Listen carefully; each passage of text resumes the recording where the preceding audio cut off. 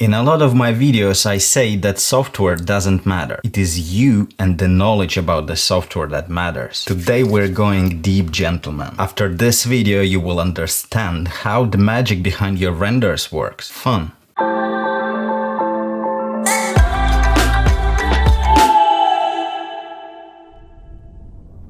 The more you know about these deep processes, the more control you have over everything.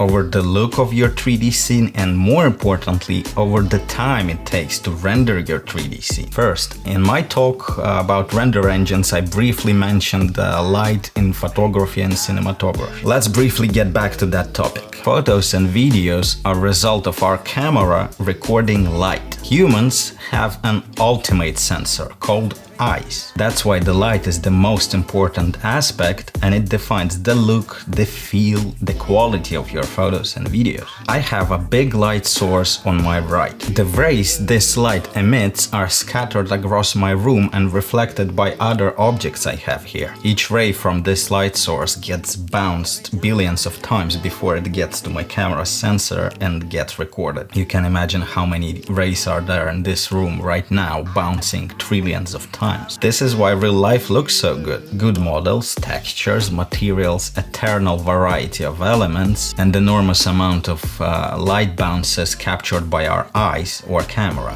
One of the most popular topics is the hardware we use in our work, and it makes sense because opposed to real world, computers have limits of what they can calculate. In real life, eyes are capturing uncountable amount of data non-stop. Computers are far away from that kind of processing power, and clever people came up with different rendering methods. There are several rendering methods: rasterization, ray casting, ray tracing, and path tracing. There are also subgroups for these, but we won't go that deep. Let's start with rasterization. This is what was possible in the beginning of computer era, and it is what all computer games are using till this day. This method doesn't use any rays. It simply helps to display geometry on your screen. Basically, rasterization takes vector data and transforms it into pixels. It refers to both primitives like polygons and 3D models. To make it simpler,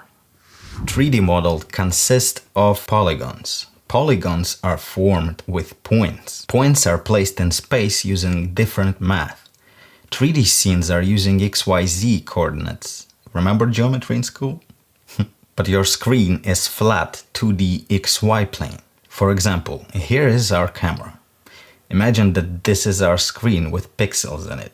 The rasterizer takes the points from every polygon and calculates where to put them on screen. Then it's processing the space between the points and turns the shape into a group of pixels. After all polygons are processed, the computer is able to show you the 2D representation of your 3D object. Rasterization is what our 3D softwares are using to display our scene in the viewport. And it's still the most popular way of producing 3D graphics in real time. It is extremely fast because it's simply a process of transforming our scene geometry into pixels. This doesn't really sound like actual rendering, does it? Indeed, looking at your scene in a viewport is also a rendering method. The second method back in the days when computers just appeared was rendering using ray casting. I prepared a 3D scene that will help me to demonstrate everything.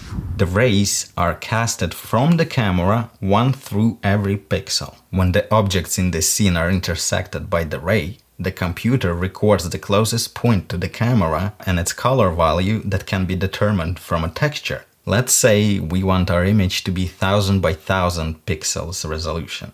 This means the computer have to cast 1 million rays. Each ray calculation is tens, if not hundreds of lines of code to process. I think you guessed how challenging it was back to 70s. A massive amount of calculations for the computers to do. This method also limits everything creatively, as it's only a texture that defines the color of geometry. As the ray is going one direction only, it means no reflections or shadows possible. Does that remind you something?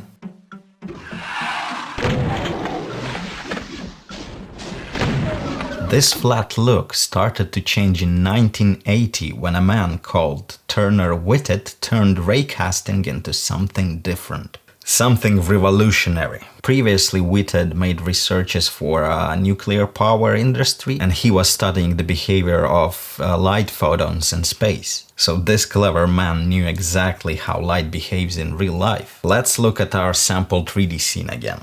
Whitted introduced what we know as ray bounces, the ray tracing method.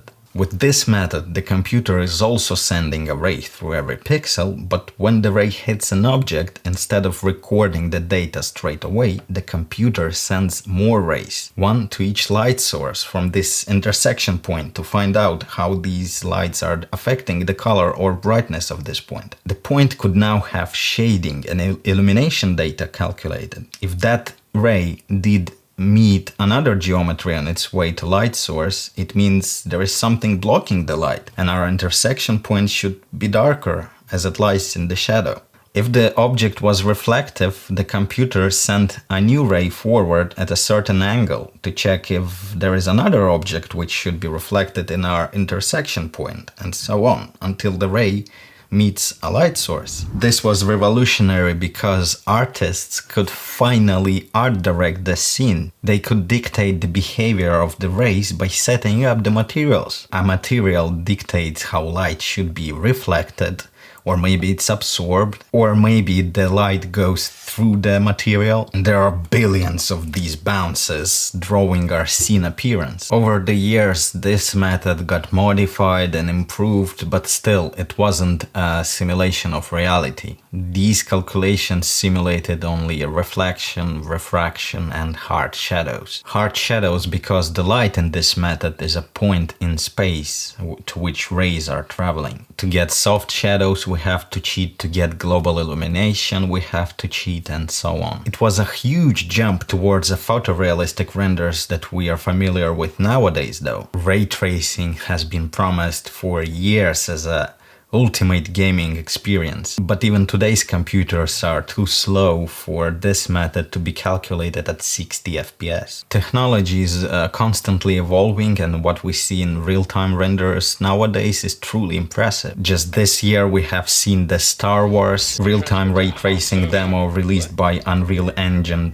It was powered by NVIDIA's RTX technology. It still required a computer which cost $50,000 to run at 24 frames per second, but it is a perfect example of how realistic real-time rendering can be. With good skills and time spent on cheating, ray tracing is good for everything, including now real-time engines. But what about, let's say, VFX, where image has to be flawless in order to be believable? There is a purely offline rendering method that is not suitable for real-time engines just yet due to calculations needed, and it's called path tracing. Once again, it sends rays through pixels, but when the ray hits an object, instead of tracing new rays to the points of light sources, it keeps bouncing the same ray between seen objects as many times as necessary to get to light source. This allows to gather information about the objects that are close to each other, find out what color they are,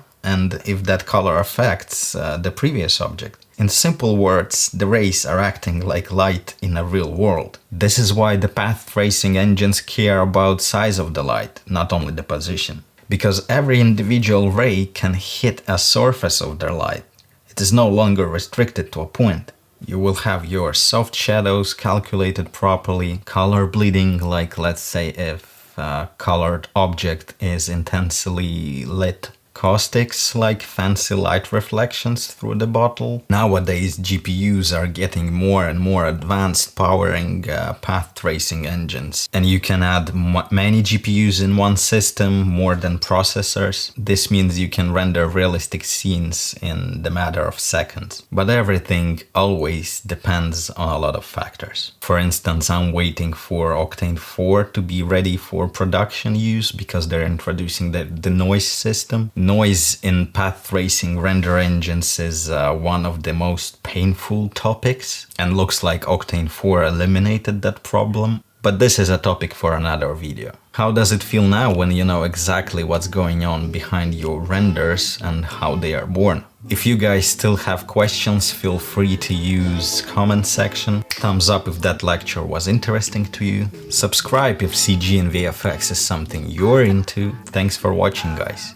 See you soon. Peace.